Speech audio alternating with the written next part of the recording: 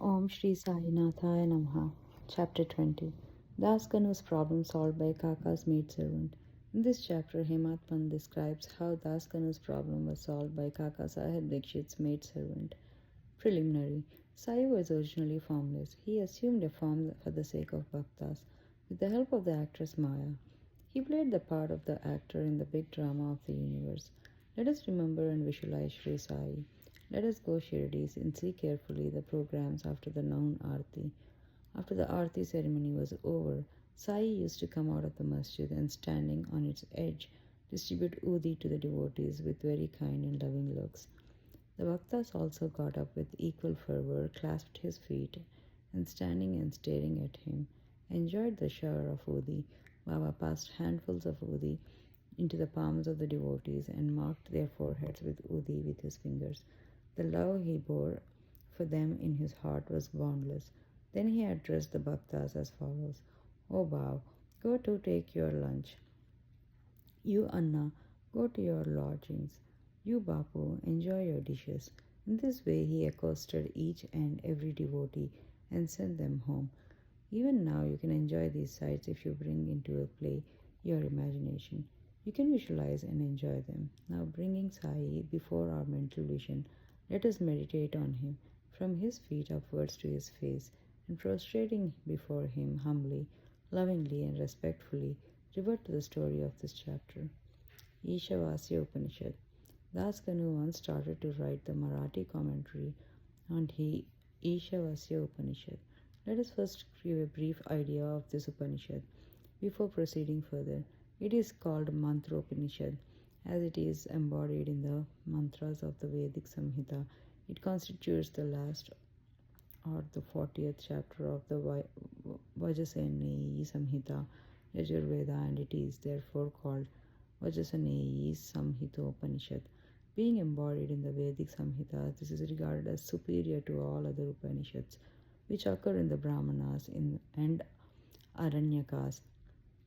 Not only this, other Upanishads are considered to be commentaries on the truths mentioned briefly in the Ishavasya Upanishad. For instance, the biggest of the Upanishads, that is, the Brihadaranyaka Upanishad, is considered by Pandit Satwalayakar to be running commentary on the Ishavasya Upanishad. Professor R.D. Ranade says the Isopanishad is quite a small Upanishad, and yet it contains many hints which show an extraordinary piercing insight. Within the short compass of 18 verses, it gives valuable mystical description of the Atman, a description of the ideal sage who stands unruffled in the minds of the temptations and sorrows, and adumbration of the doctrine of Karma Yoga as later formulated, and finally a reconciliation of the claims of knowledge and works. The most valuable idea that lies at the root of the Upanishad is that of logical synthesis between the two opposites of knowledge and work, which are both required according to the Upanishad to be annulled in a higher synthesis. In another place, he says that the poetry of Isopanishad is a commixture of moral, mystical, and metaphysical. From the brief description given above this Upanishad, anyone can see how difficult it is to translate this Upanishad in a vernacular language and brief out its exact meaning. Das Ganu translated it in Marathi ovimetry verse by verse, but as he did not comprehend the gist or essence of the Upanishad, he was not satisfied with his performance. He therefore consulted some learned men regarding his doubts and difficulties and discussed with them at great length. They did not solve them, nor did they give him any rational and satisfactory explanation, so Das Ganu was a little restless over the matter. Sadguru only competent and qualified to explain. As we have seen, this Upanishad is the quintessence of the Vedas. It is the science of self-realization.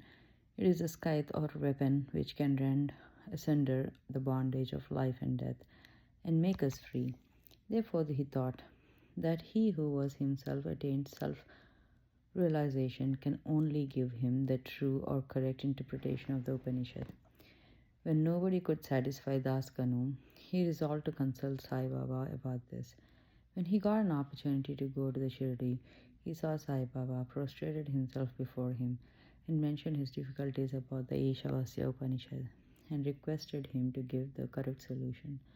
Sai Baba blessed him and said, "You need not be anxious.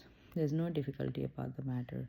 The mind servant of Kaka Sahib Dikshit, will solve all your doubts at Ville Parle on your way home."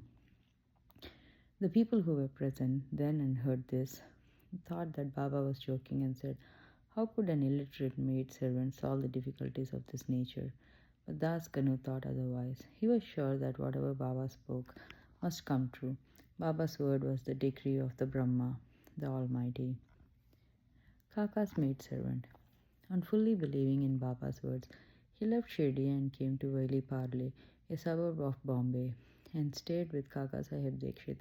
Therefore, the next day, when Das Kanu was enjoying his morning nap, some say when he was engaged in worship, he heard a poor girl singing a beautiful song in clear, melodious tones.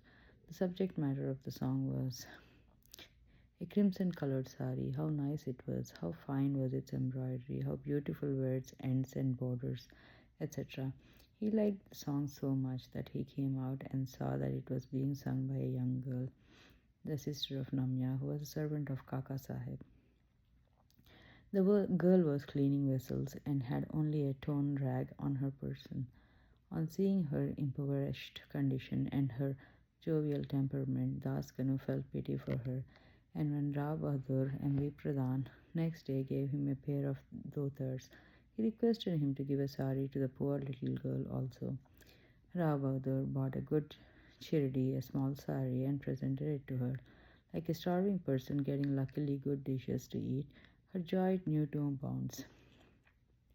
Next day, she wore the new sari, and out of great joy and merriment, world danced around and played fugadi with other girls and excelled them all.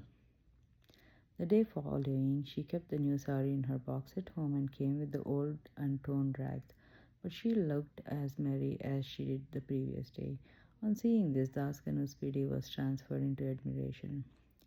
He thought that the girl being poor had to wear the torn rag, but now she had a new sari which she kept in reserve and putting on the old rag, strutted herself, showing no trace of sorrow or dejection. Thus he realized that all our feelings of pain and pleasure depend upon the attitude of our mind. On thinking deeply over this incident, he realized that a man ought to enjoy whatever God has bestowed on him, in the firm conviction that he besets everything from behind and before and on all sides, and that whatever is bestowed on him by God must be for his good. In this particular case, the impoverished condition of the poor girl, her torn rag, and the new sari, the donor, the dance, and the acceptance were all parts of the Lord and pervaded by him. Hence, Das Kanu got a practical demonstration of the lesson of the Upanishad, the lesson of contentment with one's own lot, in the belief that whatever happens is ordained by God and is ultimately good for us. Unique method of teaching. From the above incident, the reader will see that Baba's method was unique and varied. Though Baba never left Shirdi, he sent some Machindragad, some to Kolhapur or Sholapur for practicing sadhanas. To some he appeared in his usual form. To some he appeared in waking or dreaming state, day or night, and satisfied their desires. It is impossible to describe all the methods that Baba used in imparting instructions to his bhaktas. In this particular case, he sent Das Kanu to Ville Parle, where he got his problem solved through the maid servant. To those who say that it was not necessary to send Das Kanu outside and that Sai Baba could have personally taught him, we say that Baba followed the right or best course. Or how else could Das Kanu would have learned the great lesson, that the poor maid servant and her sari were pervaded by the Lord. Now we close the chapter with another beautiful extract about this Upanishad. The ethics of the Ishavasya Upanishad. One of the main features of the Ishavasya Upanishad is the ethical advice it offers, and it is interesting to note that the ethics of the Upanishad are definitely based upon the metaphysical position advanced in it. The very opening words of the Upanishad tell us that God pervades everything. As a corollary from this metaphysical position, The ethical advice it offers is that a man ought to enjoy whatever God bestows on him in the firm belief that as he pervades everything, whatever is bestowed on him by God must be good. It follows naturally that the Upanishad should forbid us from coveting another man's property. In fact, we are fittingly taught here a lesson of contentment with one's own lot in the belief that whatever happens is divinely ordained and it is hence good for us. Another moral advice is that the man must spend his lifetime always in doing action, especially the karmas enjoined in the Shastras, in a mood of believing resignation to his will. Inactivity, according to this Upanishad, would be the canker of the soul. It is only when a man spends his lifetime on doing actions in this manner that he can hope to attain the ideal of Naishkarmya. Finally, the text goes on to say that man who sees all beings in the self and sees the self as existing in all beings, in fact, for whom all beings and everything that exists have become the self, how can such a man suffer infatuation? What ground would such a man have for grief?